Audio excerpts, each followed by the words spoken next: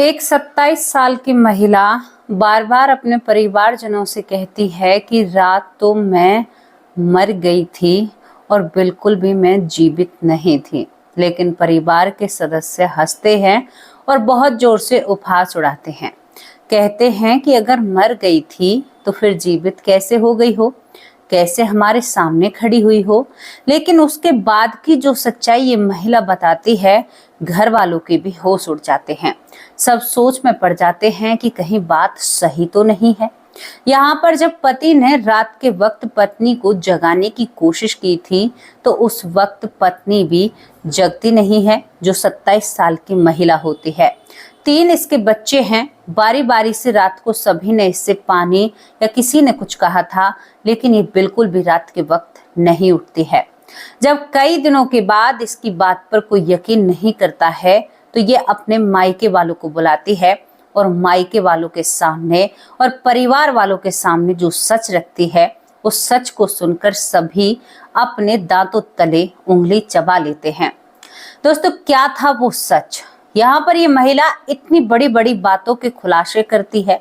ये बताती है कि लोग मरने के बाद कैसे दिखते हैं, परिजन मिलते हैं या नहीं मिलते, मरने के बाद क्या होता है, दुनिया कैसी होती है, दूसरी दुनिया में क्या होता है, वहां पर जाकर कैसा अनुभव होता है।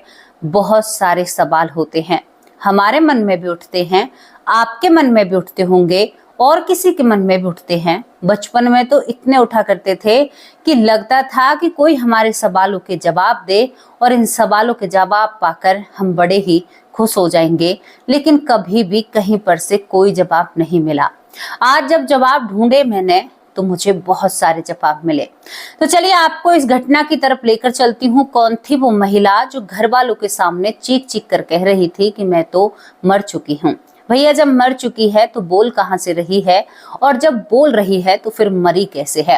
आपको हमारे साथ हरियाणा के जींद जिले का एक मोरखी गांव पड़ता है, उस गांव में हमारे साथ चलना होगा। मोरखी गांव में एक महिला होती है। आज ये महिला बहुत बुजुर्ग है, लेकिन इनकी जवानी की ये कहानी होती है, ये घटना होती है। इस महिला का जो साइड में फोटो आप लोगों को दिख रहा है, यही वो महिला है जिनके साथ ऐसा घटित हुआ था। इस गांव में जो ये महिला रहती है, इसका नाम प्रेमो होता है।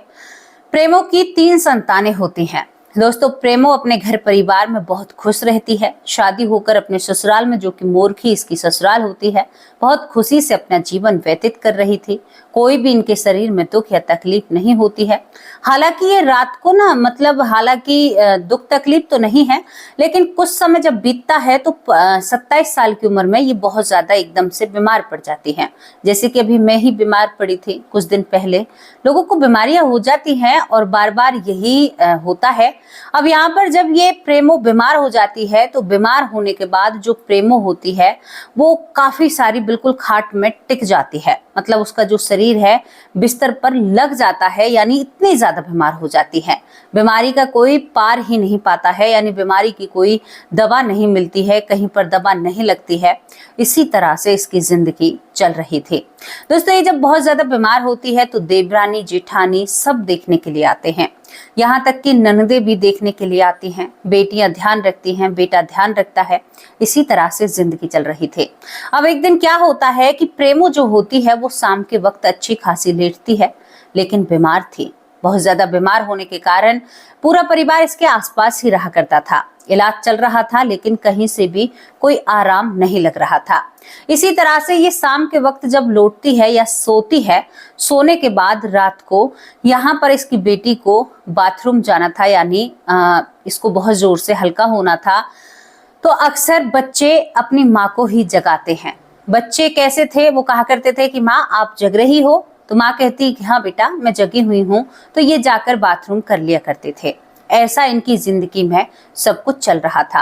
लेकिन दोस्तों, फिर क्या होता है, रात को इसकी बेटी उठती है। बेटी कहती है कि माँ आप जगी हुई हो, माँ आप जग रही हो। तो माँ नहीं बोलती है।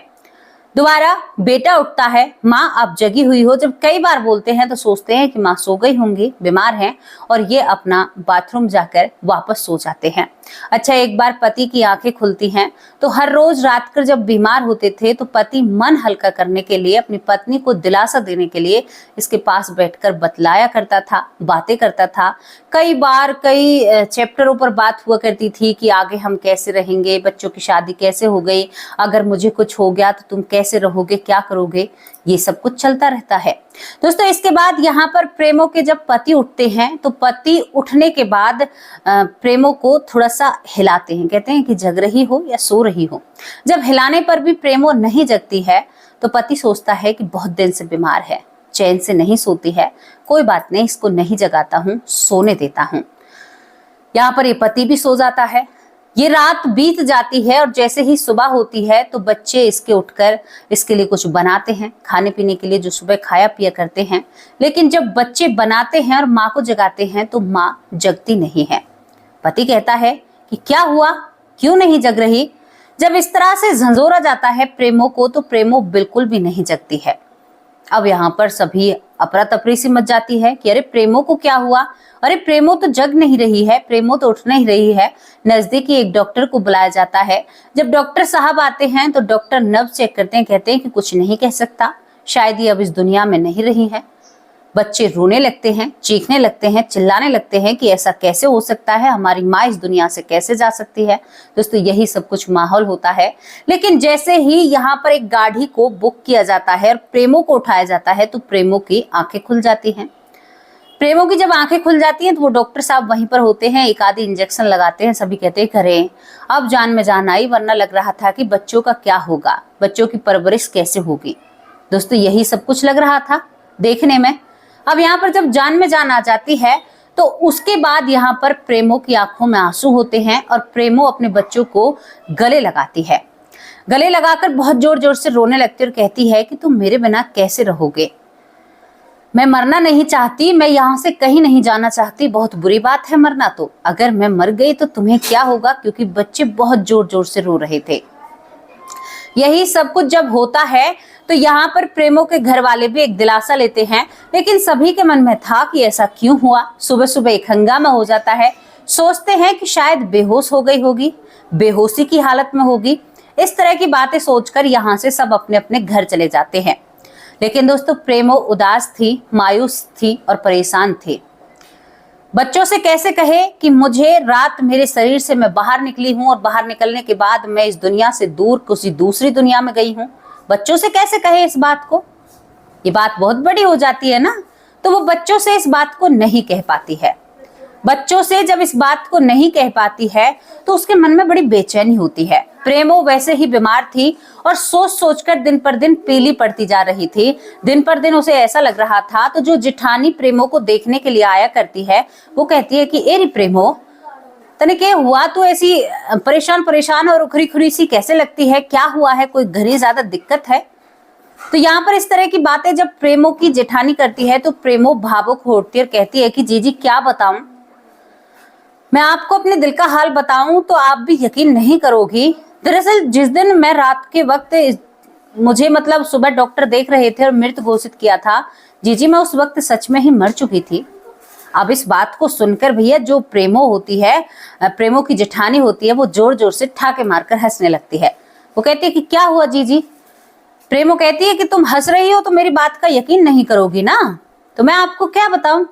तो प्रेमो की जेठानी कहती है कि नहीं नहीं बताओ, कोई बात नहीं, मैं तो वैसे ही हंस रही हूँ, तुम बताओ क्या हुआ, तुम पीली पड़ रही हो दिन पर दिन। तो प्रेमो कहती है कि जीजी उस दिन मेरे शरीर से मेरी आत्मा निकलती है, मैं अपने घर में ही खो जाती हूँ।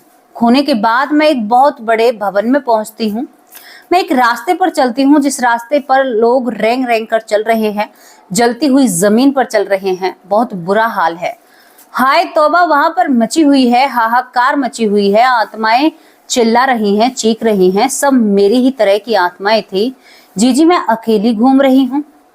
यहाँ पर प्रेमो जिक्र नहीं करती है कि मुझे कोई लेने के लिए आया था। यहाँ पर वो कढ़ा जो होते हैं उनमें लोगों के उबलने की भी बात करती है, बहुत बड़ी बात हो जाती है। वैतरणी नदी का जिक्र भी करती है और कहती है, पर यहाँ पर यह कहती है कि मुझे कोई लेने के लिए नहीं आया। वो कहती है कि जी वहां पर मैं यमराज को भी देखती हूँ, चित्रगुप्त को भी देखती हूँ, और मैं रास्ते में नर्कलोक को भी देखती हूँ। नर्कलोक जिसमें पैर रखने की जगह नहीं है। इतनी आत्माएं चीख रही हैं, चिल्ला रही हैं, मैं भयभीत हो जाती हूँ, उनसे दूर भागना चाहती हूँ। जितना भागती हूँ रास्ता लंबा होता जा रहा है, लेकिन नर्कलोक खत्म नहीं हो रहा और उसमें से इंसान खत्म नहीं हो रहे। जी इतनी आत्माएं वहां पर चिल्ला रही थी, चीख रही थी। प्रेमो इस तरह से अपनी जेठानी को इन सारी बातों को बता रही थी। सुनकर डर सा लगता है, सच में ही। इसके बाद ये कहती है कि जी फिर मैंने एक ऐसी जगह देखी जहां पर बहुत खूबसूरत फूल हैं, पेड़ हैं, पौधे हैं, बहुत सुंदर जगह है। महक उठ रही है, सुगंध उठ रही है, हवन कीर्तन, लोग, बहुत प्रकार का भोजन, अच्छे अच्छे वस्त्र। जो नरक लोक था उसमें सब निवस्त्र थे, उनके शरीर पर वस्त्र नहीं होते हैं। जी मैं बहुत परेशान थी। सभी लोग नंगे थे जिनके शरीर पर कपड़े नहीं थे। मुझे शर्म आ रही थी लोगों को देखने, लेकिन सभी तड़प रहे थे। किसी की खाल को खींचा जा रहा था शरीर से, किसी की जीभ को खींचा जा रहा था, किसी की आंखों को निकाला जा रहा था। जी क्या बताऊं, मैं घबरा गई हूं इन सारी बातों को सुनकर और सोचकर। मुझे अब डर लगता है कि जब मैं दोबारा मरूंगी तो ये सब चीजें मुझे फिर देखनी पड़ेंगी। इसके बाद वो स्वर्ग लोक का जिक्र करती है जहां पर जमीन ही जमीन है, बहुत लोग कम हैं वहां पर भगवान का भजन, भगवान का कीर्तन, गीत समारोह बहुत अच्छे चल रहे थे। इतने अच्छे पकवान, इतने सुंदर सुंदर लोग, इतनी देह अच्छी। मुझे तो वो देह ही दिख रही थी, वो आत्माएं। जी उसके बाद मैं एक बहुत बड़े राजमहल में जाती हूँ। वहां पर एक व्यक्ति बहुत बड़े सिंहासन पर, उसके सर पर बहुत बड़ा कुछ ऐसा ताज था। जी मैं उसको स्पष्ट देख रही थी। हमने अक्सर आपको बताया कि यमराज को नहीं देख पाती हैं बहुत सारी आत्माएं, लेकिन प्रेमों की जो आत्मा है वो यमराज को देख रही थी। जी उसके बाद यहाँ पर चित्रगुप्त जो किताब को लेकर बैठे, वो कहते हैं कि अरे ये कैसे आ गई, बिना आदेश के ये यहाँ पर कैसे आ सकती है, ऐसा कैसे हो सकता है, हमारे यमदूत लेने के लिए नहीं गए और ये आत्मा यहाँ पर कैसे घूम रही है। चित्रगुप्त बहुत गुस्से में आते हैं और जी 4-5 लोग आते हैं और मुझे उठाते हैं और ऊपर से ही नीचे फेंक देते हैं। जी जब वो मुझे ऊपर से नीचे फेंकते हैं तो मैं एकदम से अपने शरीर में आकर गिरती हूँ। मैं देखती हूँ यहाँ पर तो मुझे यमदूत दिखाई दे रहे थे। वो कहते हैं कि तू हमारे आदेश के बिना शरीर कैसे छोड़ सकती है, हम तुझे लेने के लिए नहीं आए और तुम हमसे पहले ही चली गई। ये सुनकर बहुत अजीब मुझे लग रहा है कि ऐसा कैसे हुआ। और यहाँ पर यमदूत कहते हैं कि तेरा वक्त नहीं है, चलो। वहां से वो यमदूत भी चले जाते हैं। जी उसके बाद मुझे आप लोग जगा रहे थे, आप लोग रो रहे थे, उठाने की कोशिश कर रहे थे, हॉस्पिटल ले जाने की तैयारी कर रहे थे। लेकिन प्रेमों की जेठानी इन सभी बातों को कहती है कि तुम्हारे दिमाग पर गहरा असर पड़ा है, ऐसी कोई भी बात नहीं है, हमने तुम्हें देखा, तुम बिस्तर पर ही थी। प्रेमो कहती है कि जी मैं झूठ नहीं बोल रही। अब यहाँ पर जब जेठानी इन बातों को सुनती नहीं है या मानती नहीं है, उसके बाद दोस्तों ये अपनी सारी बातें अपने पति से साझा करती है। हालांकि इसको पहली बार में ही बातें पति से साझा करनी थी। अब यहाँ पर जब ये पति से बातें साझा करती है तो पति को इन बातों पर थोड़ा सा यकीन होता है, लेकिन वो प्रेमो की मानसिक हालत को ठीक रखना चाहते थे। वो कहते थे कि तुम्हारे दिमाग का भ्रम है। अब प्रेमो को चैन ना आए। प्रेमो ने खबर करके अपने भाई को बुलवाया। न जेठानी ने यकीन किया, न पति ने यकीन किया, न देवर ने यकीन किया। प्रेमो जाए तो जाए कहां, लेकिन वो कहे कि मेरी बात पर यकीन करो भाई, मेरे साथ ऐसा हुआ है, मुझे कुछ समाधान बताओ। यहाँ पर प्रेमो का भाई सुबह दिन निकलते ही उनके घर आकर पहुंच जाता है और कहता है कि बहन क्या हुआ है, कैसे इतनी जल्दी में तुमने बुलाया है, तुम्हारी फिक्र होती है, तुम्हारे बच्चे हैं, तुम बहुत जल्दी, बहुत नाजुक हो, लाडो बहन हो। तो प्रेमो जब ये सारी बातें अपने भाई को बताती है तो एक भाई समझदार होते हुए सर पर हाथ फेरता है अपनी बहन के, क्योंकि प्रेमो से वो बड़ा था। कहता है कि लाडो तुम्हें यमराज ने मौका दिया है, आगे के जीवन को सही बनाओ और सही से दिशा की तरफ काम करो और अच्छे कर्म करो। ये हर किसी को नसीब नहीं होता। जीते जी यमलोक देखना, जीते जी नरक लोक देखना, जीते जी स्वर्ग लोक देखना, ये हर किसी के बस की बात नहीं होती है। मेरी लाडो तुम्हें भगवान ने मौका दिया है, इस मौके का फायदा उठाओ। तुम जीवित हो, अपने बच्चों के लिए बैठी हुई हो और मुझे तुम्हारी बातों पर 101% यकीन है, क्योंकि ऐसा है हमारे गरुड़ पुराण में, वेद में, ग्रंथ में, सब में लिखा हुआ है। हमारी किताबें कभी झूठ नहीं बोल सकती।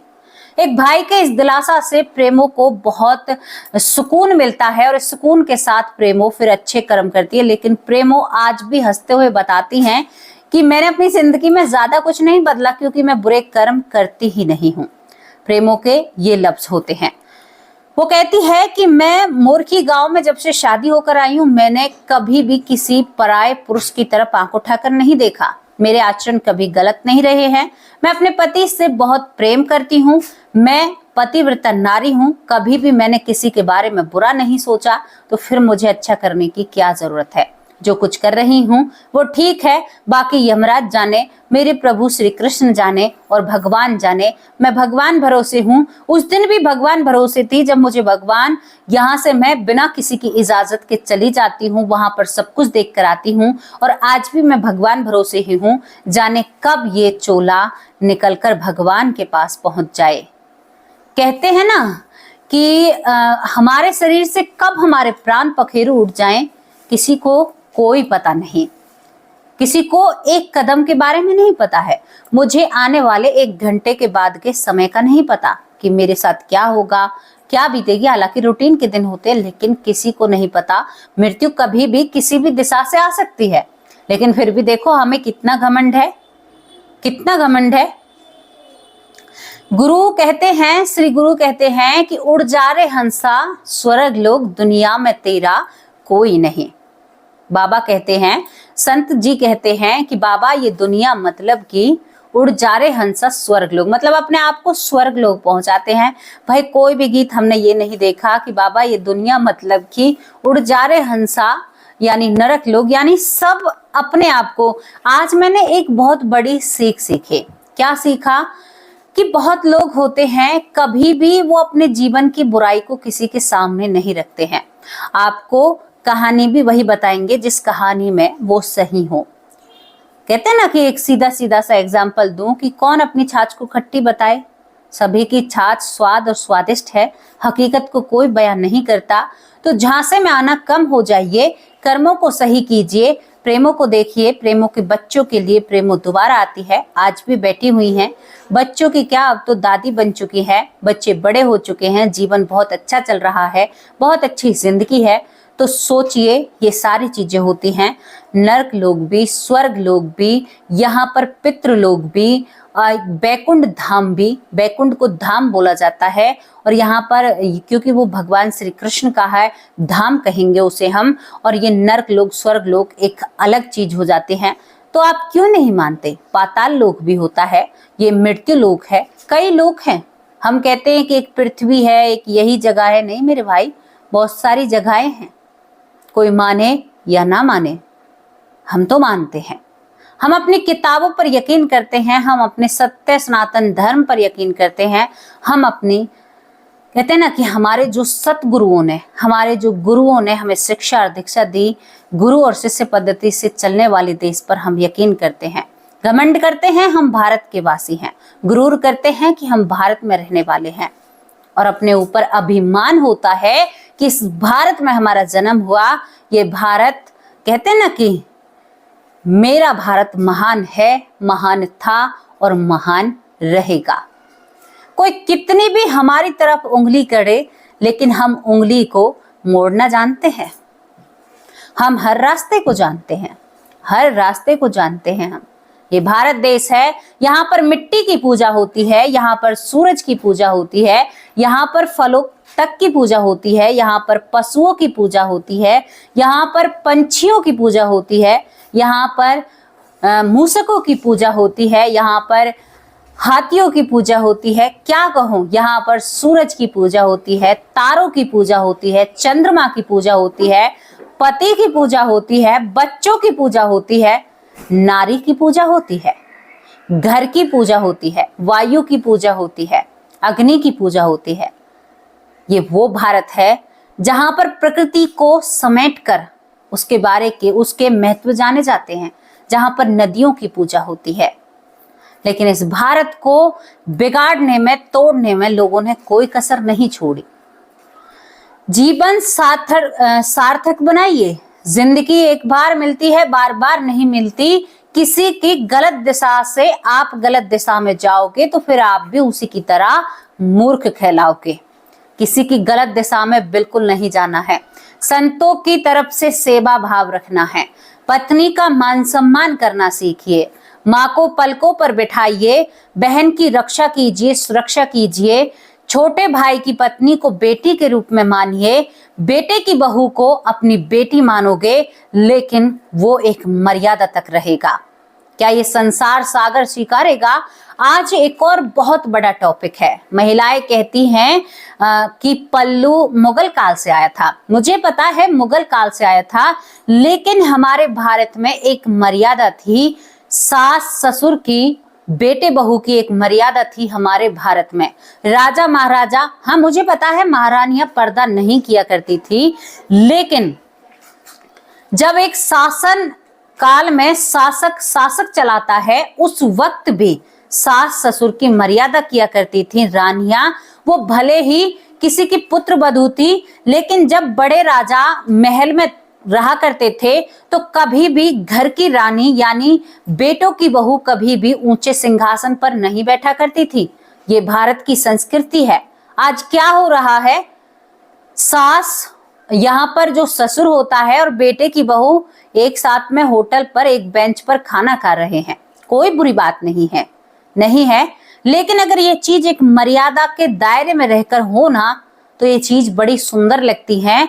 और जब कुछ लोग इन चीजों पर बोलते हैं तो हम जैसी ही माता बहनें इन पर सवाल खड़े करती हैं और कहती हैं कि बेटी में और बहू में फर्क क्यों किया। क्या आपने ये फर्क नहीं देखा? एक व्यक्ति, एक इंसान अपनी खुद की बेटी को पाप की बेटी बताता है, और जो बेटे की बहू है, एक ससुर उसे धर्म की बेटी बताता है। क्यों बताता है भाई? क्या रीजन है, क्या कारण है? अपनी बेटी पाप की बेटी कैसे हो गई? आप लोगों से पूछना चाहती हूँ। दूसरे की बेटी जो घर में आई है वो धर्म की बेटी है। ये मर्यादा है, ये भारत की संस्कृति है, जिसे हमने बिल्कुल खंडन कर दिया है।